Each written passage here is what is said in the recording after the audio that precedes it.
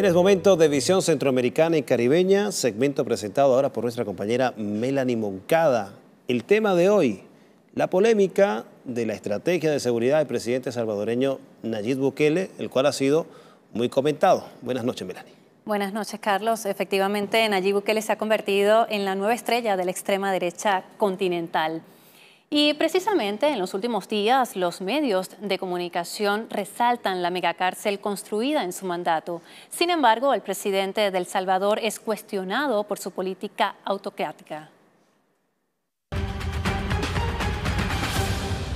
El traslado de 2.000 prisioneros al Centro de Confinamiento del Terrorismo CECOP en El Salvador fue catalogado por el presidente de Colombia, Gustavo Petro, como un campo de concentración y llamó a combatir la delincuencia, pero con más escuelas y universidades.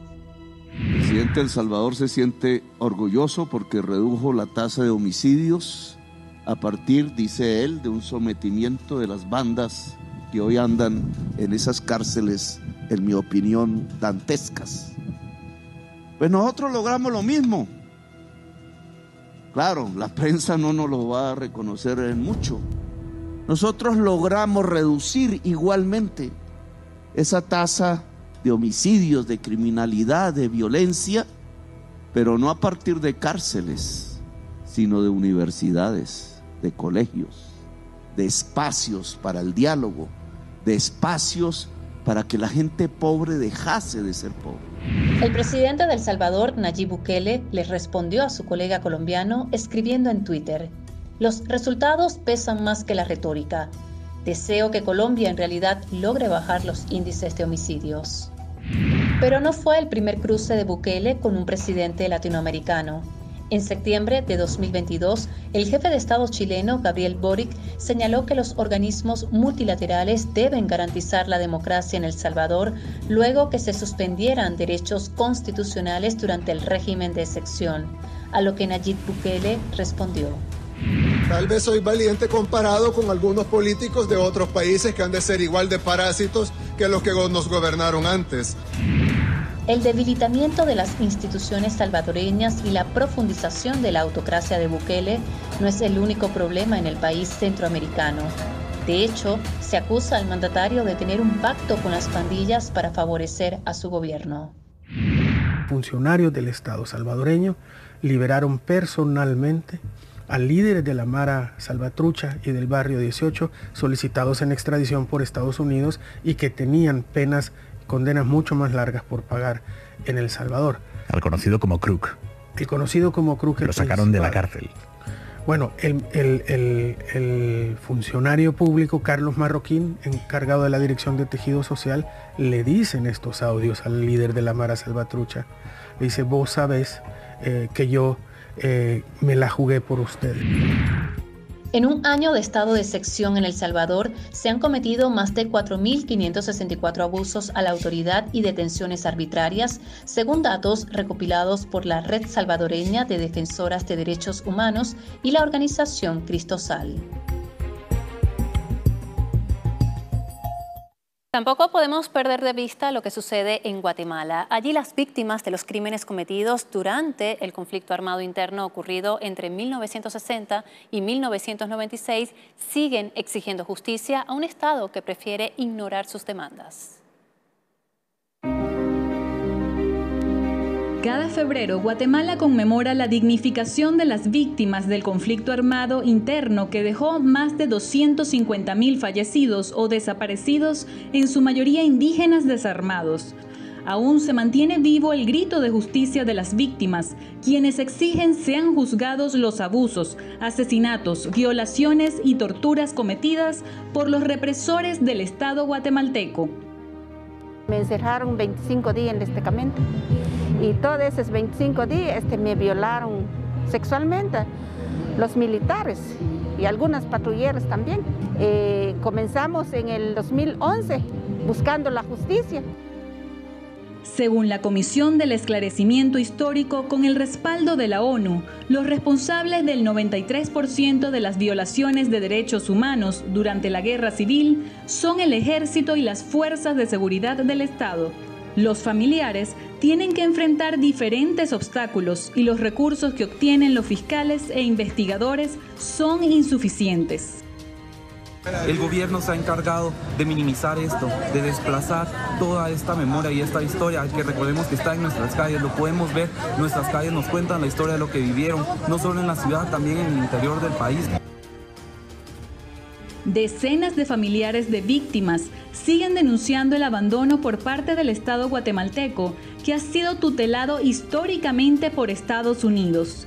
Aseguran que son pocos los casos documentados que se han juzgado con éxito en los tribunales de Guatemala, pero que la mayoría de los represores de la dictadura y gobiernos democráticos han sido beneficiados por la impunidad y el olvido.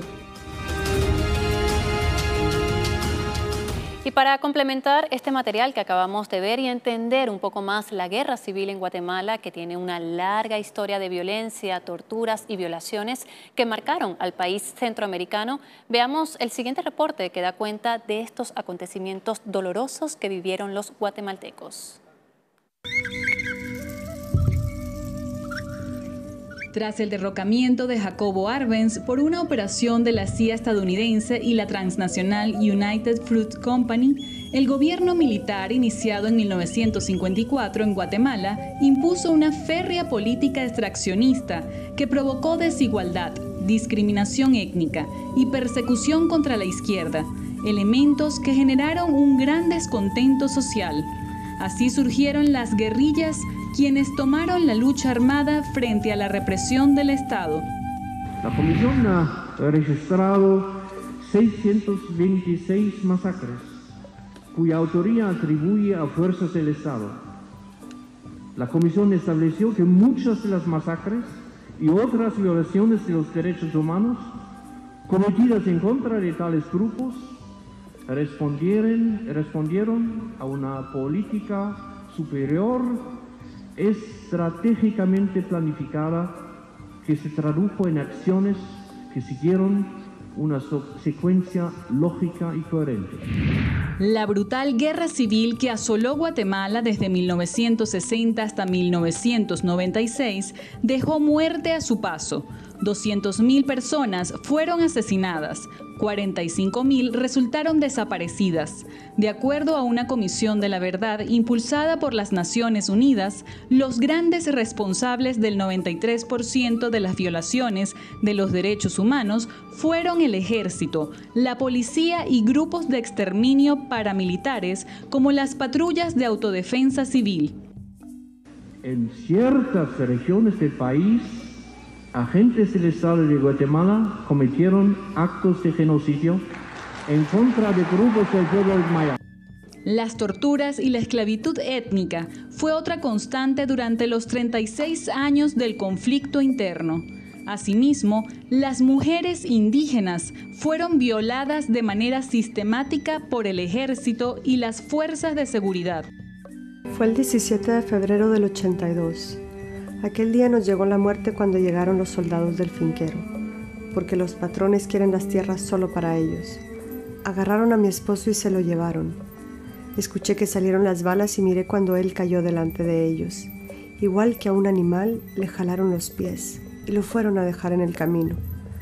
Después se regresaron y me dijeron: «Tú, puta mujer, ¿quieres vivir o quieres morir ahorita?». Ahí con la culata de sus armas me golpearon, y al caerme siguieron dándome patadas, casi me morí por los golpes. Después echaron fuego a mi casa. Me quedé sin nada, y con mis hijos tuvimos que buscar refugio. En el genocidio guatemalteco fueron múltiples las violaciones a los derechos humanos, en su mayoría contra indígenas desarmados.